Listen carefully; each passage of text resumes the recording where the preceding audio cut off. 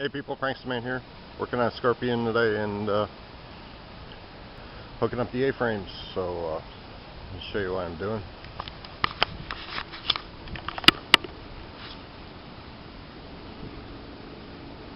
Made the A-frames a couple days ago, Wednesday, and it's pretty much just a couple pieces of angle iron butted together and welded on the seam. I made a bend in it, sort of in the middle for the bogey. Then see how it attaches, and notice that it's stopping on the axles, which is pretty much just a built-in stop. I could grind that down and adjust that, or add metal to it to adjust it, which is going to work out to where if this ever bottoms out, it will lift the front part of the bogey up and point it towards the idler if it's the front one, or the back one. The back one will be opposite, to where if it bottoms out, it'll lift the back set of wheels up towards the sprocket to help give it a curve when it bottoms out. So it'll work out. And as for the mounting spots, this will be one mounting spot, and then this one will be moved over here for the second mounting spot. I'm doing it this way first. I'm going to weld this one in first, and I have the long round stock sitting in there to make sure that it's in there straight. Using the long bar, it pretty much exaggerates the line, so it'll help line it up to where it's straight. Pretty simple. Okay, I'm halfway there. I got 4 out of 8 of the A-frame mounts welded up. Slide the rod through there, and if you look at the rod,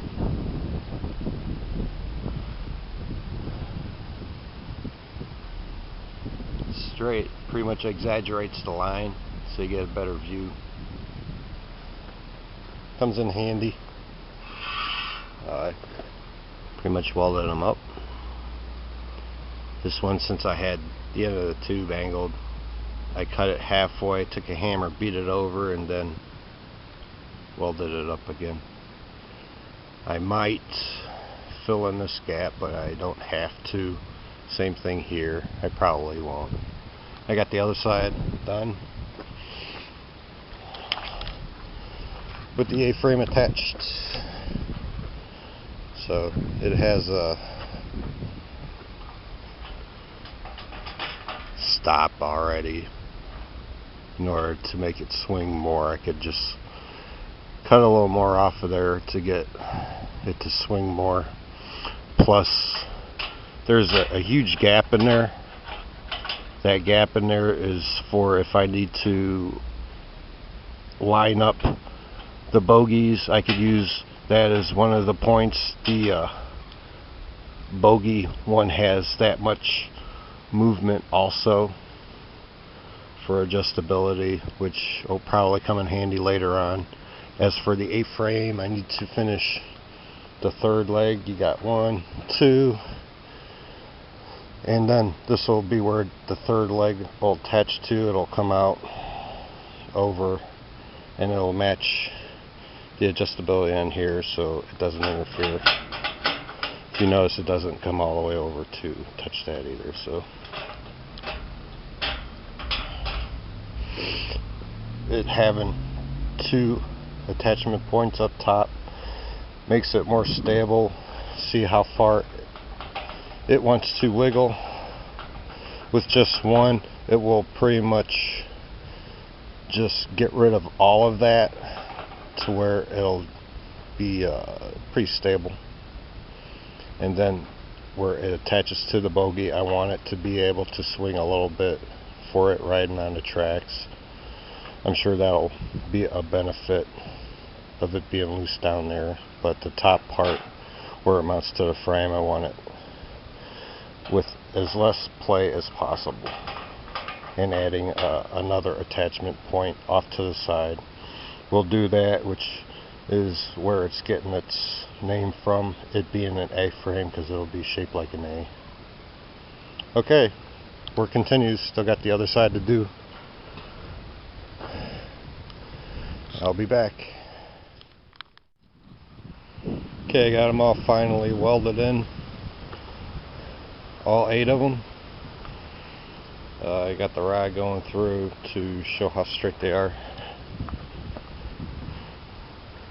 I'm sure this side, if it didn't have that bar in there, would reach all the way over there and line up with that hole on that side. Now, you see the back side.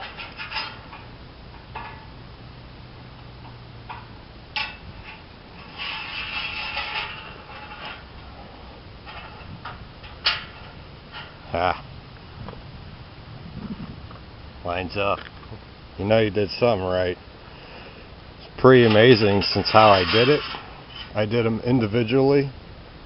I did one of these sides first, then the other side, and then the back sides. I'd say that rod idea was a pretty good thing to do. So, okay, next part is going to be finishing off the A-frames. I got the third leg to put on there for the inside connection, and then put on the bogies. More to come. Okay, people, I think I achieved my goal. Check it out.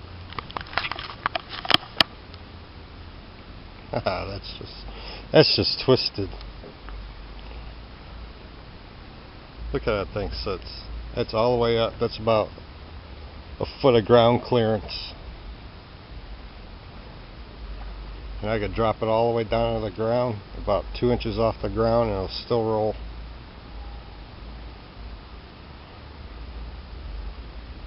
Got the A-frames all done. A little bit of alignment issue. As I said, joints are sloppy. Just got to fill them up with washers to where I need to put them. I think these two are okay. This one is turned a little bit. I don't know. Just a matter of re-drilling the holes and welding the washer in place. So just to straighten it out. It probably got tweaked when I welded it up, so no big deal. Get the front angle.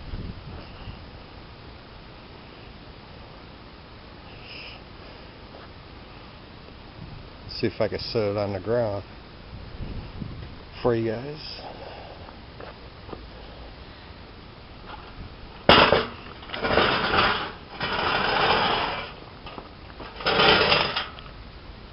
There you go. As you can see, it can roll. No problem.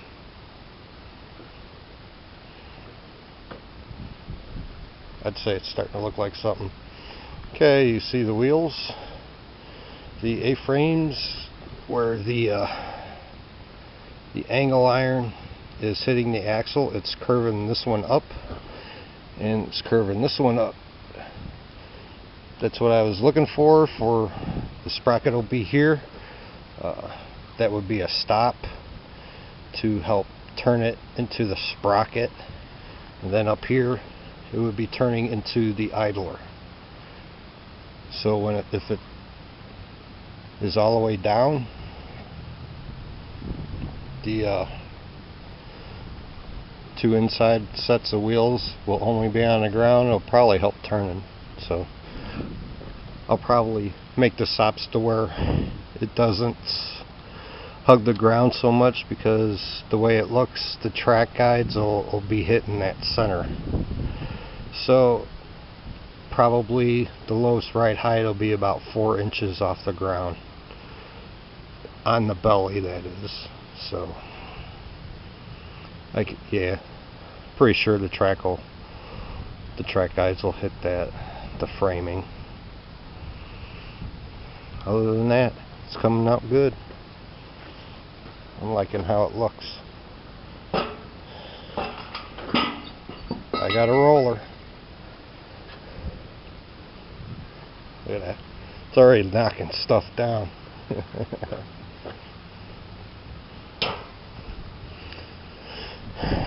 Okay.